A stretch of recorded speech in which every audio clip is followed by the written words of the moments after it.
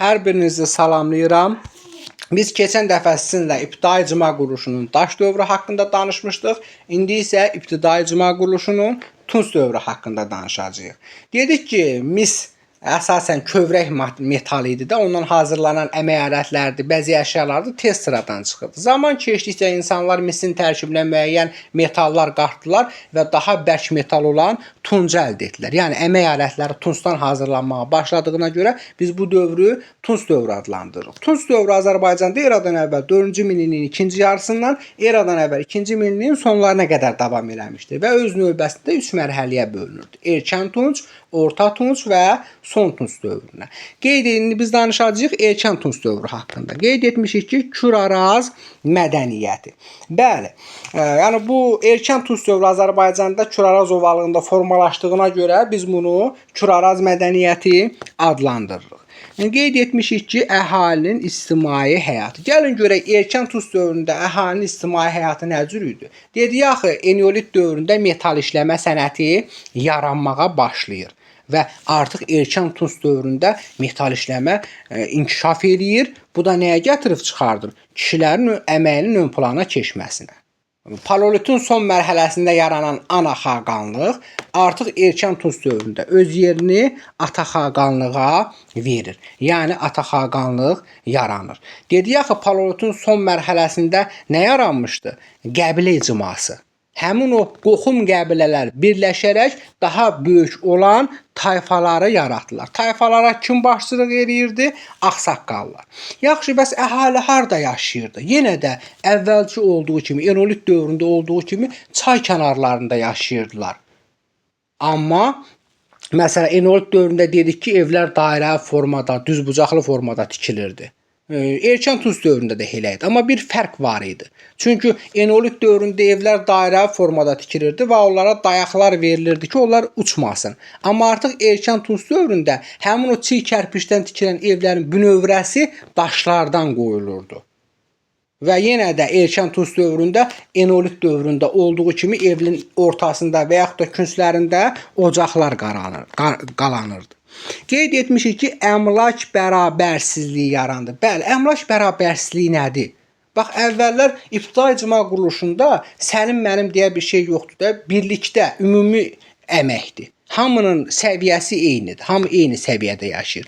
Amma artıq erkən tunç dövründə varlı kasıb təbəqə formalaşmağa başlayır. Ona görə də əmlak bərabərsizliyi yaranır.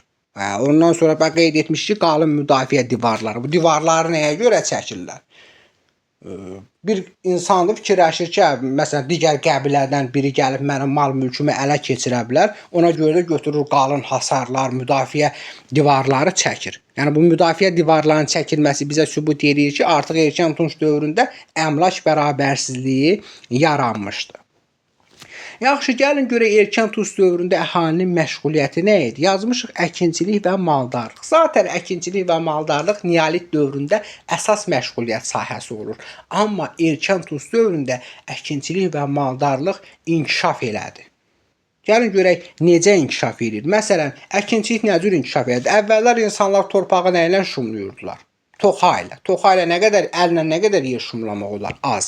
Amma artıq erkən tunç dövründə xış əkinçiliyi yarandı. Xış əkinçilikdə məhsuldarlığı artırır da, daha geniş əraziləri şumlamağa başlayırıq. Bundan başqa əvvəllər nə cür idi? Suni suvarma idi. Əkirdik, yağış olanda yaxşı nəticə verirdi, yağış olmayanda pis nəticə verirdi. Dəmiyə əkinçiliyi idi. Amma artıq erkən tunç dövründə suni suvarma yarandı ki, bu da məhsuldarlığın artmasına səbəb oldu. Və biri var məhsuldur, məsələn, taxıl əkmişik. Biri var bunu əlimizlə yığaq. Bu o qədər də effektiv deyil. Amma artıq erkən tunç dövründə tuncdan biçin alətləri hazırlandı. Məsələn, oraq hazırlanır. Bu da məhsuldarlığın artmasına səbəb olur. Gəlin görək maldarlıq nə kimi inkişaf edir. Maldarlıqda artıq köçmə yaylaq və qışlaq maldarlığı yaranır. Bu da qeyd etmişik, yeni heyvan növləri əhəlləşdirilir. Bəli, erkən tunç dövründə yeni heyvan növləri əhəlləşdirilir və köçmə yaylaq qışlaq maldarlığı yaranır. Bu nə deməkdir? Məsələn, maldarlar havalar isti olanda aparır heyvanlarını dağlara, dağlarda havalar soyuq olanda aparır isti yerlərə. Köçmə yaylaq qışlaq maldarlığı budur. Yəni əkinçilik və maldarlıq inkişafı nəticəsində gəldi birinci ictimai əmək bölgüsü baş verdi. Nə deməkdir? Bax niyə qeyd etmişik ki, bura birinci ictimai əmək bölgüsünün səbəbi nə idi? Elə bir şəxs həm əkinçiliklə, həm də maldarlıqla məşğul olurdu da. Niyə deyirdi ki, mən artıq əkinçiliklə məşğul olmayacağam və yaxud da maldarlıqla məşğul olmayacağam? Çünki bunların inkişafının qarşısını alırdı. Aydın oldu məsələ. Məsələn, mən 5 hektar taxıl əkmişəm, 100 dənə də inəyim var. Niyə məcburam taxılı tullayam, yayda gedəm mən dağlara, heyvanları yaylağa aparam? Və yaxud da heyvanlar qalsın yay vaxtı istinin altında qızdırmadan ölsün, mən əkinçiliyimlə məşğul olum. Yəni onların ikisini də eləmək bir şəxs üçün effektiv deyil idi. Yəni inkişafının qarşısını alırdı. Ona görə də birinci ictimai əmək bölgüsü baş verir və maldarlıq müstəqil sahəyə çevrilir. Yəni maldar deyir ki, mən əkin əkmirəm, mənim məsələn 200 inəyim var, ancaq mən yayda gedəcəm dağlara, qışda da gedəcəm arana. Əkinçi də deyir ki, mən heyvan saxlamayacağam. Bax, birinci ictimai əmək bölgüsü bu idi. Burada qeyd etmişik ki, duluz çarxından istifadə. Bəli, biz əvvəllər duluz çarxı eşidəndə ilk ağlımıza gələn Son Tunc erkən dəmir dövründə yaranmış ayaqla hərəkətə gətirilən duluz çarxıdır. Amma artıq onu qoyuruq bir kənara. Duluz çarxı, ayaq söhbəti yoxdur. Duluz çarxından istifadəyə nə vaxt başlanılır? Erkən Tunc dövründə. Bu da bizə artıq metal işləmə sənətinin inkişaf elədiyini göstərir. Metal işləmənin əsası nə vaxt qoyuldu, nə vaxt yarandı? Eneolit dövründə. Nə vaxt inkişaf eləyir? Erkən Tunc dövründə. Dini inanclarda dəyişikliklər. Gəlin görək erkən Tunc dövründə dini inanclarda, dəfn adətlərində nə kimi dəyişiklik baş verdi? Məsələn, Eneolit dövründə insanları harada dəfn edirdilər? Evlərin içərisində dəfn edirdilər, üzlərinə qırmızı boya çəkirdilər. Amma artıq erkən Tunc dövründə elə olmur. Ölüləri evlərin içərisində yox, çıxardıb kənarda aparıb dəfn edirdilər və bəzi qəbirlərin üzərində artıq kurqanlar yaranırdı. Yəni kollektiv dəfn etmə adətləri yarandı.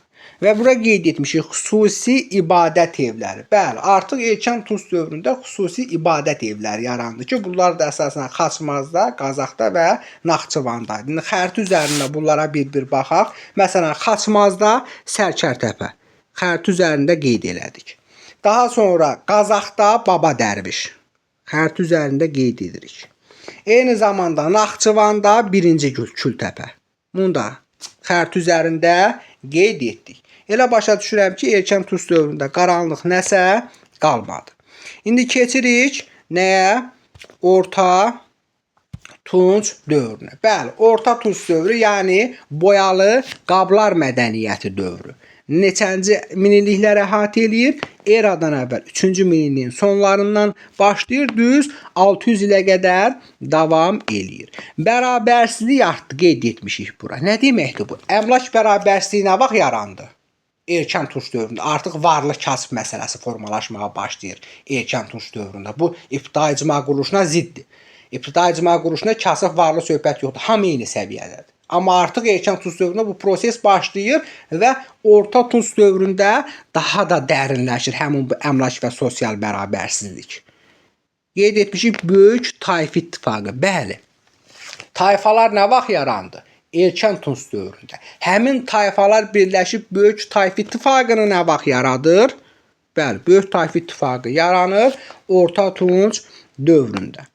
İlkin şəhər mərkəzləri qeyd etmişik Orta Tunc dövründə. Bəli, artıq deyirik ki, Azərbaycanda Orta Tunc dövründə ilkin şəhər mərkəzləri yaranır və ilkin şəhər mədəniyyəti formalaşır. Gəlin xəritə üzərində baxaq görək ilkin şəhər mərkəzləri hansıları idi? Məsələn, Urmiyada Göytəpə. İndi xəritədə bu tam düşməyib, burada qeyd edirik. Təxmini bu ərazilərdir. Sonra Naxçıvanda Oğlanqala 2-ci Kültəpə. Bəli, bu 2-ci Kültəpədir. Bu da Oğlanqaladır, Naxçıvan ərazisində.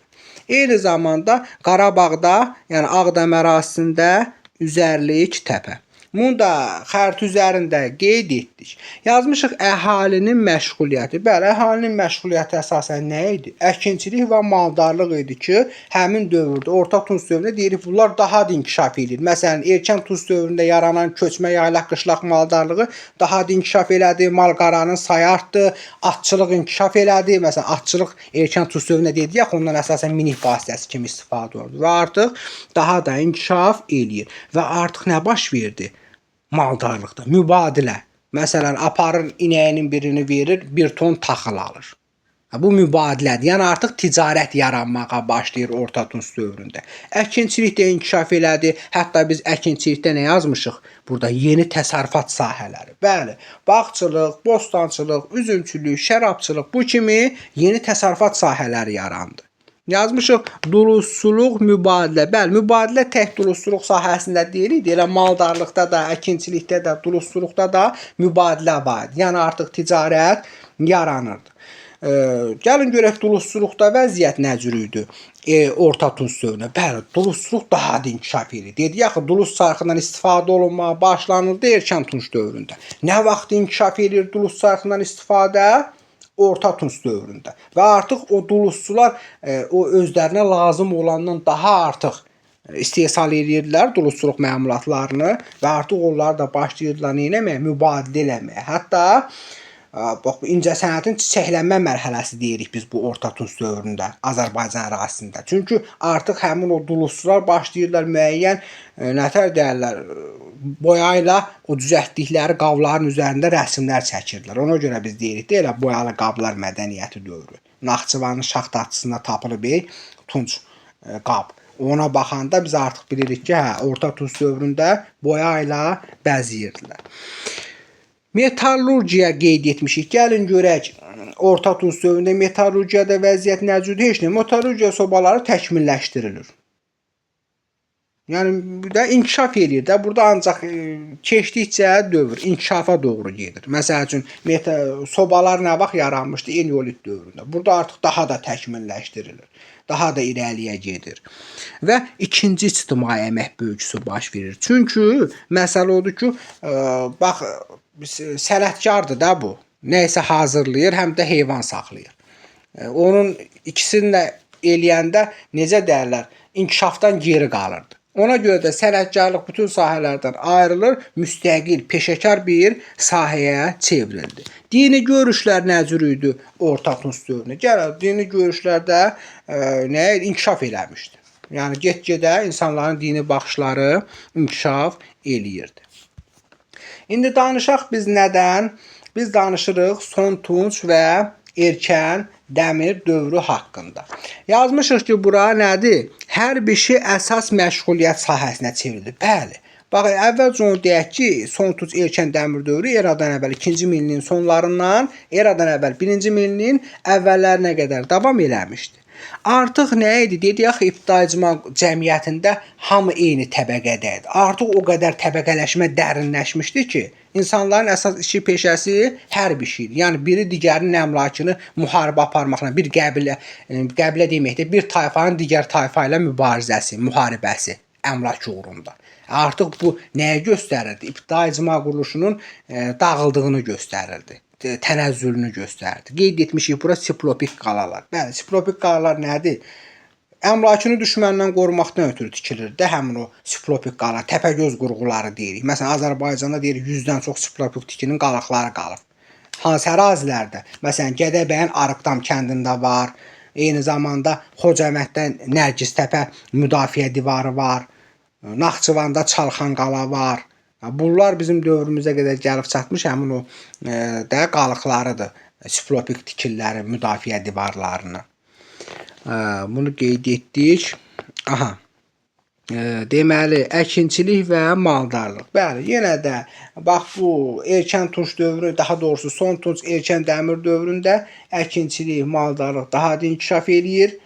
Məsələn, deyirik ki, nədir? Atdan və dəvədən minik vasitəsi kimi istifadə olunurdu və yaxud da nə bilim yük daşımaq üçün istifadə olunurdu. Maldarlıq da inkişaf eləyir. İnsanlar götürürdü o ehtiyatlarını, məsələn, lazım olandan artıq qalanları iri küplərə yığırdı, quyularda saxlayırdı taxılları. Yəni bu da əsasən inkişafdan söhbət gedirdi də.